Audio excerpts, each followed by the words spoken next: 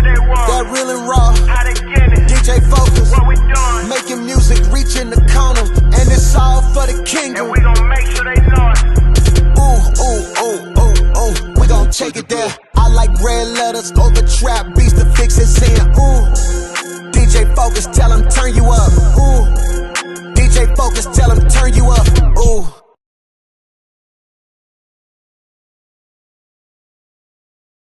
Yes, sir. Welcome back. DJ Focus. You're tapping into the Fixx, your number one source of faith-infused hip-hop, R&B, and poetry. It's time for our spiritual detox. Listen, we got one of the best music execs in the building. Real story. I met this young lady about 3 years ago, and I've been watching. And one thing I learned from her is, listen, you got to go get it. She has motivated me to take the show to a new level, and I am very much excited to have a great conversation with the one and only Gabby Jones. What's going on, sis? What's going on? How you? Man, I'm chilling. I am chilling. I'm good. So happy to be back. Yeah. You know, this is my round 2. Yeah. Listen, don't worry. Round 2 it's all good. Round 2. Yes. Thank you for having me.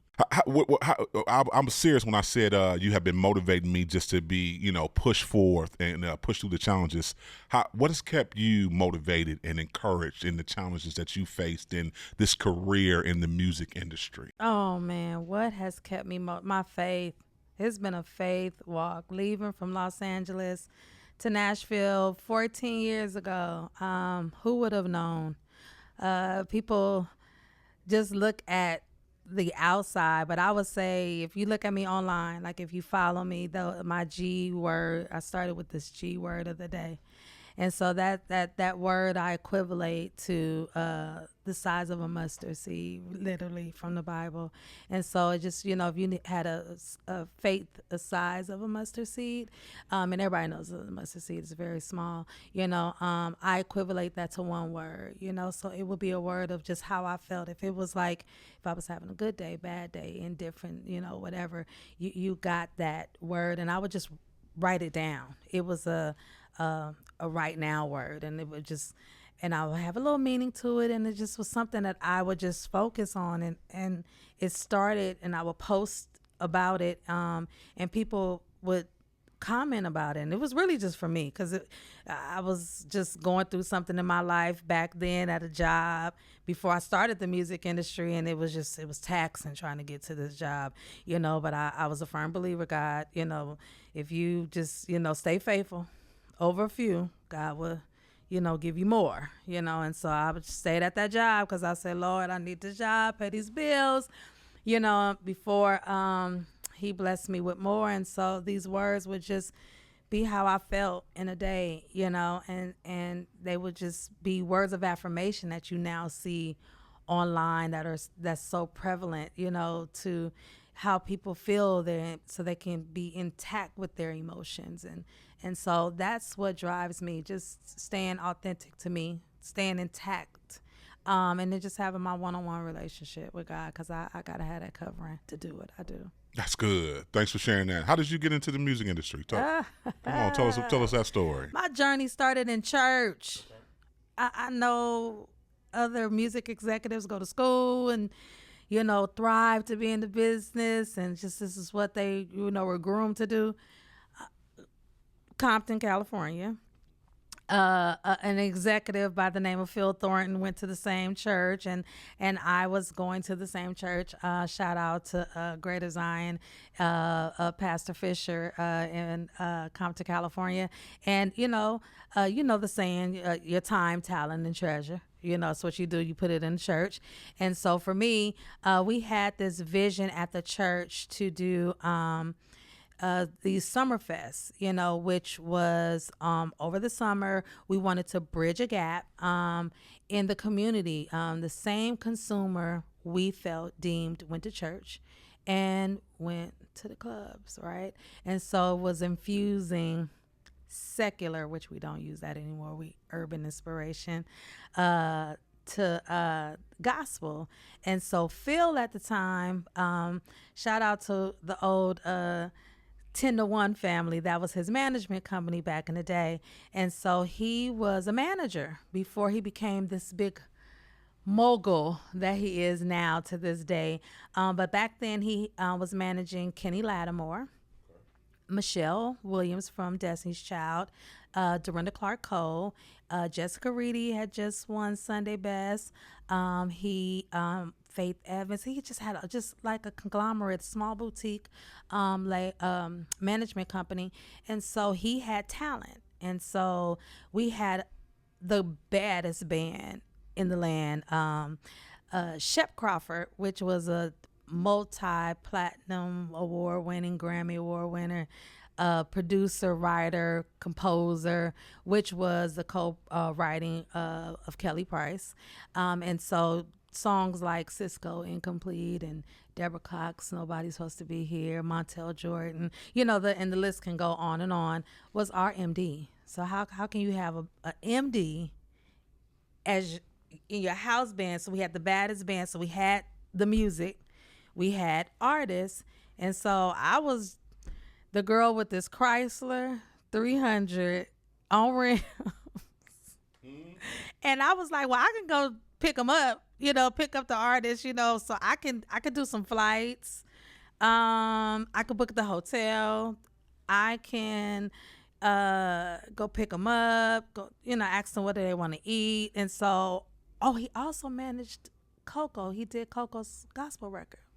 And so we came up with a partnership with KJLH, Stevie Wonder's radio station. And so we partnered with Andre Russell. And so we did these summer jams. And so we had some gospel, some R&B mixed in, packed out the church, and then we moved to the high school. And so this just became a regular annual summer concert series, right?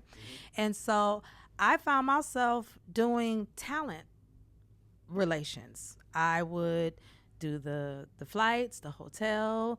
I would pick them up, take them to Roscoe's, or take them to the hotel, recreate green rooms in the church. So I was putting couch covers and getting hospitality, just making things in the industry, not knowing. This is just coming off the top of my head because I'm just thinking like we got to have nice stuff in the different dressing rooms. I was making dressing rooms back then, but not knowing I was actually doing things that you do industry-wise. And so we did this for about 3-4 years, and we had several artists. Dave Hollister had his gospel record at that time, and then Kelly had she was like pastoring at about that time. And so then it became just a thing. And so one year Kelly got nominated for her Grammys that year, and so she did this for the Love of R&B event. And so she said, hey, you really be doing this at the church. Can you come run my show? Run your show? I don't really know what running a show is. So she had this whole big party. That was the last time Whitney was alive. She sung with her on that stage. Okay. So I found myself after doing these shows for about 3 years with Phil. And so I told Phil, we took a meeting, and I said, can we meet at Starbucks before, so I'll run it back. And so I was like, man, I really like, working with the talent. And so Phil was like, yeah, you got a little niche with it. I wasn't starstruck. They would come, put them in the cars, just was doing talent work. And so I think I kind of like this. I was working at UCLA, regular job, had kids, going through a divorce at that time. And so he was like, well, you could work part-time for me, but I really don't have a position. I said, I don't need no money. I'm already working. So, just call me whenever you have clients or whatever. So he was like, okay. So fast forward, before Kelly, sorry, because I went too far. Jonathan McReynolds, he called me. He was like, hey, I got this little quick gig, Jonathan McReynolds, TBN. You just got to go with him. He's performing, real quick. $300, no problem. Pay for your parking. Okay. So I'll get in the car, meet Jonathan over at TBN. We drive over, meet him. Okay. Bet. Next call I got. Hey, can you meet William McDowell? ASCAP Rhythm Awards. Oh, okay. So I just got to meet him there, make sure he's good. So it was all these little jobs in Los Angeles. Next call, Jessica Reading. Okay, yeah, BET Awards, she's going to be there. Okay, yeah, but she needs a stylist. She needs this, she needs that. So then my brother Grover that does for the Walls Group, shout out. Hey, Grover, I need a dress. Okay, fly you to LA. Okay, he's sewing, making a dress in the trailer at the BET Awards that was in Los Angeles. So then I'm like, okay, now I'm getting resourceful. But then we don't have no publicist. So then I found myself on the carpet. Okay, now what's the publicist? Like, okay, what do I? So all this stuff, I'm just like being thrown in. I got to catch it on the fly. Okay, these are outlets. So I'm literally, all this stuff is just happening. Just in the right place at the right time. But I'm just handling. Okay, learning as I go. Then I get to the Kelly situation. Do the show. Run the sound checks like I did at the concerts. So I knew how to do that. So everything, every trip, I learned. I took something from that. Fast forward, that happened. Kelly needed a road manager. I didn't know what road managing was. Phil said, okay, we'll just talk about it. 6 months later, found myself, I was out on the road with her. Had to learn contracts, had to learn how to negotiate venues, So I'm just working. Fast forward a year. Phil calls. I'm still in Los Angeles. He's in Nashville, working at E1. Hey, Gab, send me your resume. Okay, my resume. So my resume, I'm still at UCLA, working, moonlighting on the road. Resume, all my resume has is student accounting, billing. You know what I'm saying? Like, I'm not jotting down what I did at the church, what I did with Kelly. I'm not doing any of that stuff. So my daughter's at home. She was going to Manhattanville College in New York. She was a junior at that time. And so I'm like, okay, well, now I'm going to have to remember all the things I've done over the whole year and a half. So I told my daughter, open up your laptop. She was like, okay. I was like, just jot all this stuff down. So I went through the emails, the contracts, the day-to-day, the shows, the sound checks, the red carpets, the events. We jotted everything down for a year and a half, put it all in order. I looked amazing. It was like artist relations, business, road manager. I mean, it just had all this kind of stuff. I looked like a rock star on paper. I was like, ooh. And so we Googled, and I was like, okay, so we did me a resume, and it had some marketing stuff on there because, of course, while I was out, it was like some PR stuff. We went to the radio stations, so all these different things, sent it to Phil. And so I was like, okay. And I was like, well, what's the job? He was like, oh, it's a marketing coordinator job and talent. You'll be doing some award shows, some of the stuff that you already do. And I was like, oh, okay. And I was like, okay, is the pay going to be like the same? He was like, yeah, you'll probably make a little more. And I was like, all right. And so maybe about 2 weeks went by. I thought maybe somebody else got the job. And so I called him back. I was like, well, hey, do you know how did the interviews go? He was like, no, it wasn't no interviews. I just need the resume so it could be on file. So HR is going to call you because the job starts in 2 months. So they're going to relocate you. So it was already in works because the year prior when he said he was leaving, he said, hey, I'm going to go see about what's going on out here, but I'm going to call you. A lot of people say they're going to call you. I wasn't really, I didn't know. But he kept his word. People ask me to this day, oh, you and Phil, whatever. Yeah. He was somebody that kept his word from day one. He said, when I go and see, I'm going to call you and let you know what it is. And that's what he did. So that's why my son just turned 17. Gavin was 8 months when I met Phil. Wow. Rest is history. Wow. Rest is history. That was definitely a lot.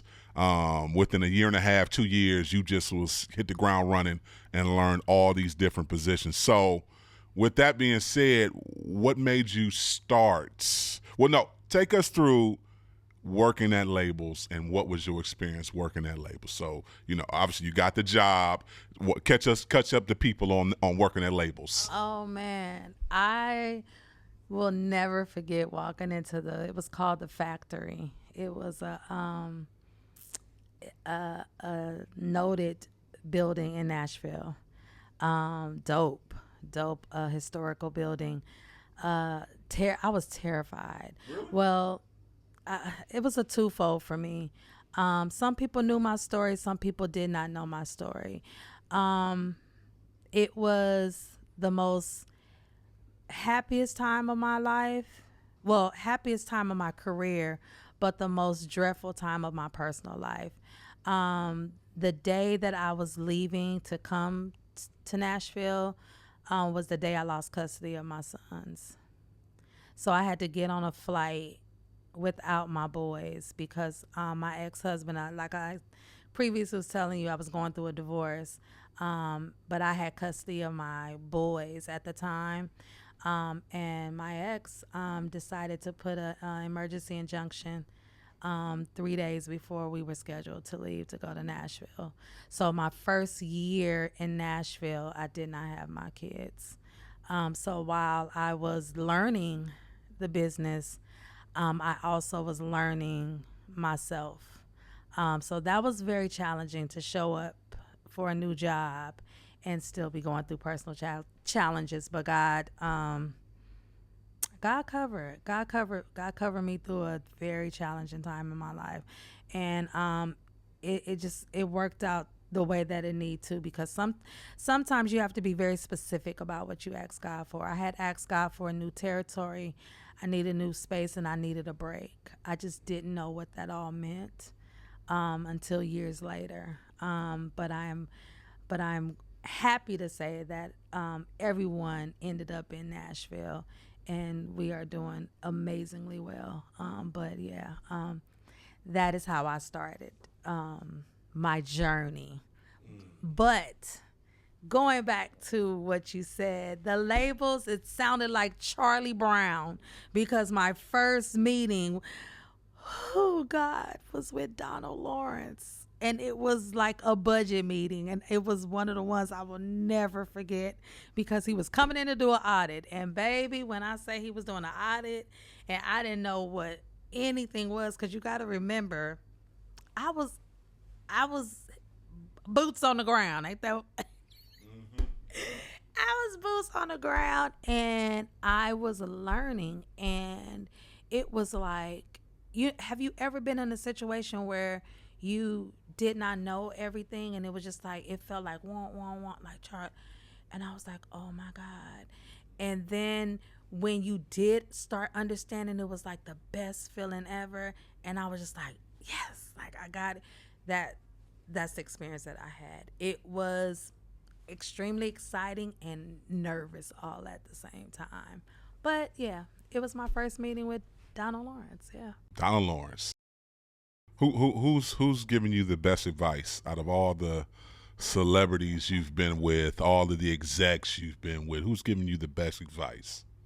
Man, I always go back to Pastor Donnie McClurkin. I can't really say that, because he has always taught me to never change who I am. He told me, he was like, Gabby, I do very well with artists. They call me the talent whisperer. I don't know why they call me that. However, but I have a great rapport, right, with artists. But I lead with my feelings on my sleeve, and I get hurt a lot. And he told me, just never change that. Like, I just have to protect myself. And that's the part that I still work on daily. But he was just like, he said, but you lead with your heart. He said, but that's the most beautiful part to you. He said, so don't ever change that. And so I've lived by that. So, and I can't change that. You know what I'm saying? But those were words that I will always live by. I live by my heart. I work by my heart. Whatever I'm invested in, if you see me working with somebody or working on a project, you know that I'm 100% in, because I value that person. I value that project. I can't get my time back. You know what I'm saying? So if I'm going to spend time, it's because I'm 100% in. So you got my undivided attention until you don't. What do you say to people who feel like if you are a believer and you are in this space doing the roles you do, but you, of course, we know you work with all artists. What do you say to talent managers, PRs, managers who say, oh, if I'm a believer, I only work with believers, or I only work with gospel artists or Christian artists? Why do you think, especially still now in 2025, that certain people still feel that way if they're working and trying to build someone's brand? That's a hard statement. Like, your beliefs should not be impressed on anybody. You understand what I'm saying? God makes everybody. Listen, I get flack because I work multi-genre. You know what I'm saying? Because it's like, oh, I've had pastors and I've had rappers, and not clean rappers. You know what I'm saying? And so for me, I take it to where I watch what I post. I watch, how I represent, but it's me. You understand what I'm saying? So I take it very seriously to keep a even playing field. Let's put it that way. I've had several conversations because people will even ask me, well, how do you represent this person and it's not a conflict of interest or, something like that. It's not, because I make sure there's enough space. I make sure that I'm integral. So if I'm integral and I deal with multifaceted artists and placements, there's nothing that you have to worry about, because I'll hold that way in the middle. So yeah, that's how I deal with it. That's good. How do we fix this ecosystem in the gospel music industry? I think we've had a lot of different things over the years. I'm blessed. I've been in it for 9 years now, but I do feel like we got challenges. I still feel like we are competing against each other in the gospel and the Christian hip hop community. How do we fix that, where we build each other up? Yeah, we break the silos. I think so we need to drop names. I love how you say break the silos. I feel like that's a name drop. Forgive me. I'm from East Cleveland. I know you from over the West Coast. Yeah. Listen, I'm from the Midwest, so with my mental work, I feel like we call people out and call it like it is, like D1 would say. Listen, D1. Let me tell you, I love D1. That's my dude. Shouts out to Uno. Yeah, that's my dude too as well. D1 used to make the people in the building go crazy. I used to fight for him. The album covers, the everything. Like, he was outspoken then.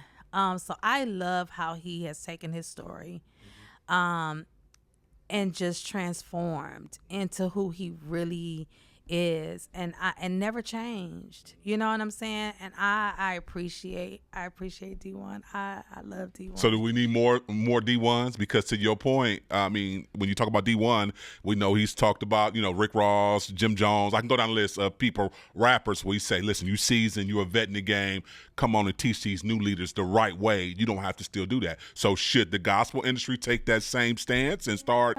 Well, I think it's just, when I say silos, I mean the stigma. I think it's they're still scared of the blackballing, and then they can't say something because they're not going to get an opportunity.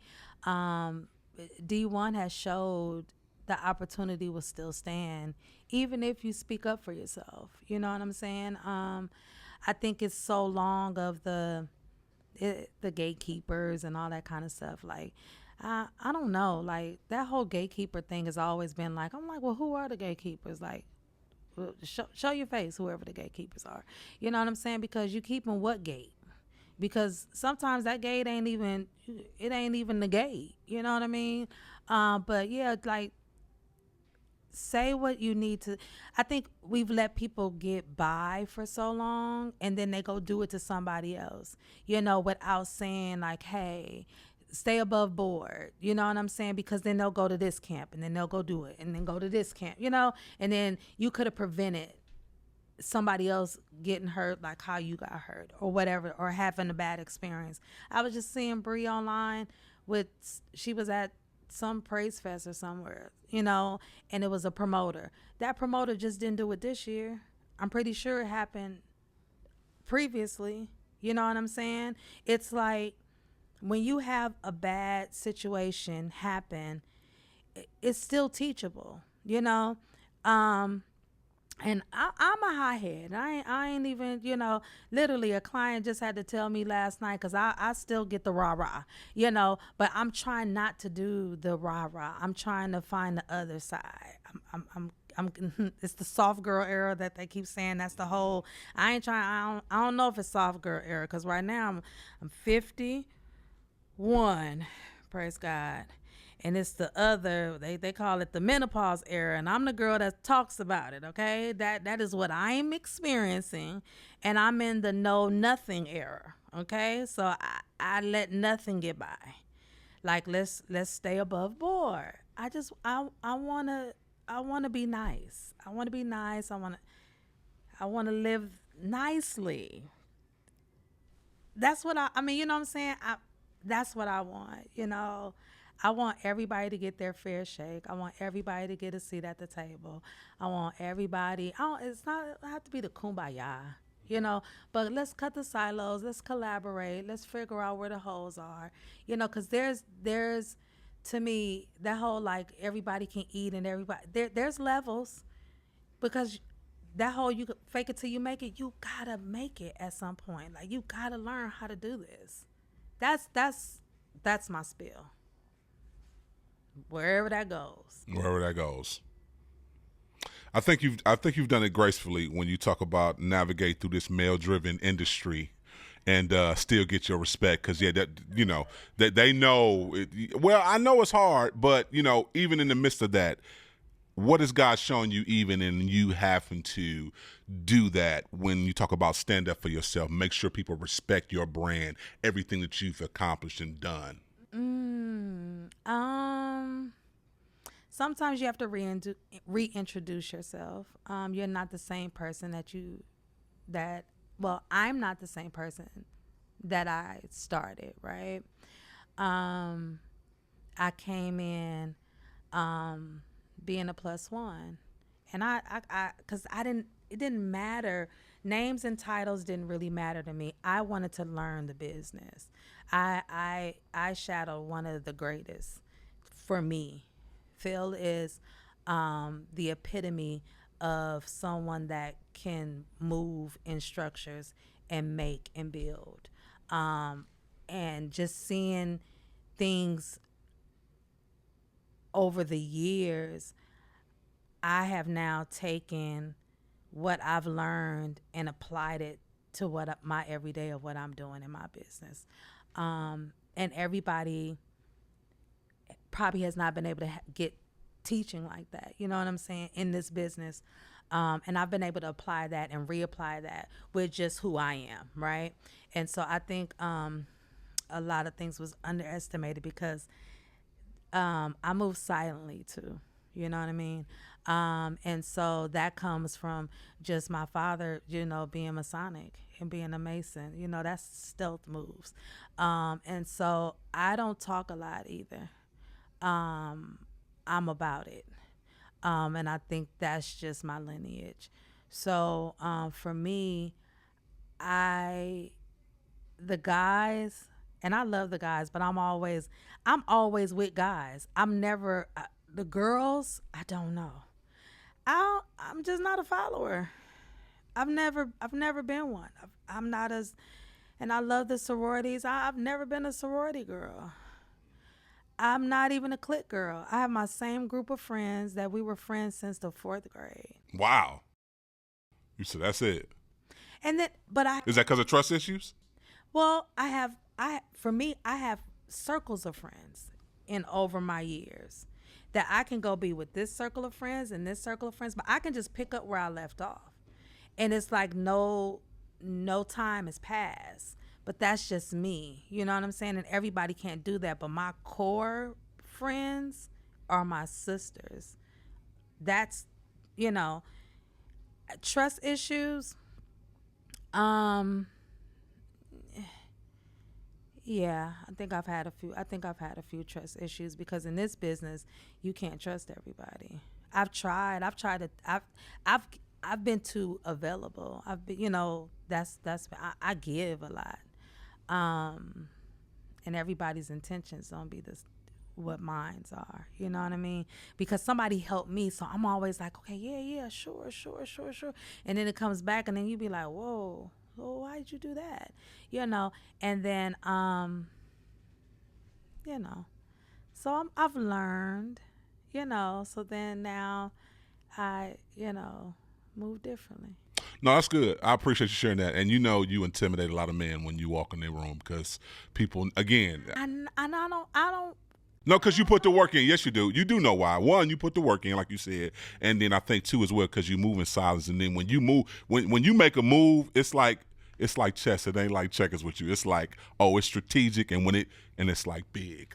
I'm gonna give you roses. So I think that's what makes a lot of men intimidated because they're like, oh, what's she gonna do now? Lord have mercy. Who's she with now? Lord have mercy. And it really be God. Let me tell you. And I laugh at him all the time. And I be like, God, why you, like, these last ones, it's been God. And I be like, God, he be like, be quiet. We talk like that. And sometimes I be thinking I'm crazy, though. But he really be like, okay, girl. Okay, this is what we about to do. And I'm like, okay. Because you got to have that dialect. Because if you don't, in this business, and I got to talk to him before I do things, too. Your discernment got to be right. Intention got to be right as well. But I'm just learning that. And I came into that because I started in church. I didn't realize the target on my back was huge too. That's when I figured out my purpose. But where I went wrong in the beginning was I used to think in my earlier years, like the artists and the people or whatever, like, thank you for the opportunity, whatever. That was wrong. They were just vehicles that when I started going back to who was the one that made all of this possible, even with me meeting Phil where I met him at, like, this is all God orchestrated. This is not me. And I tell people all the time, this is God. I would not be able to do anything, walk, move. I'm just the vessel. I promise you, because, bro, when I tell you, sometimes I'm like, if it was not him, it's definitely not the artist or the project or the campaign, because sometimes I'm not putting this together, and that's real. So I never forget, and it's for damn sure. It ain't me. No, but I thank him for it though, like, for real. What you want your legacy to be? Oh man. She did it in spite of All the challenges, everything you had to overcome, you still did it. even when I didn't believe. Really? You gonna write a book on it? You gonna leave a memoir or something? You gonna leave something? I mean, one day, because I feel like it's a lot to that, and that was a short version. I get it. No, seriously, I know, because I can feel it. Spirit recognize spirit. Like, I feel like it was a lot to that. You might have to train some ladies, some ladies, to keep this going. I am going to branch off another agency off of G Major. Yeah. I do all of my thinking in the air while I'm flying. Thank you. I said I was not gonna do this on here because I don't know where that camera at. I'm a gangster, okay? A gangster, okay? Yeah. That's what G stand for. I was kidding. Nah, it's all good, Gabby. Always a pleasure. I thank you for coming by. Again, listen, last question, get you out of here. If you could fix or change anything in the gospel industry, what would you fix? What would you change? Communication. The communication structure I would change. I would change how you start, how you convey, and how you execute. I really would. From the beginning. You know what I'm saying? I think I told you, like, even this year, like, I'm gonna make it a point to, like, be more invested if somebody says hi. I'd be like, hey, how are you? Like know who you talking to, like know who you dealing with, you know. Send a thank you card to all of these artists that come out and fly and spend their money, and because this is marketing, you know. And I know that lens because I come from the label. So they spending their money, they spending, you know what I'm saying? They're coming in, you know, even from the one that's nominated, even the one that's inspiring, that's just coming to even sit, even the ones that are just coming to attend, you know, because they want to get on that stage. You know, how are you reaching to those? You know, how is the communication being disseminated to all the nominees, even the ones that didn't make the for your considerations? Before then, are they still being contacted after that? Like going outside of the norm, not just running into the event. Because I think everything is so like, okay, it's happening on this date, it's happening on this date, and that's it, you know. And then the whole year that's leading up into just gospel, Stella's is gospel's biggest night. Where is it big? Right?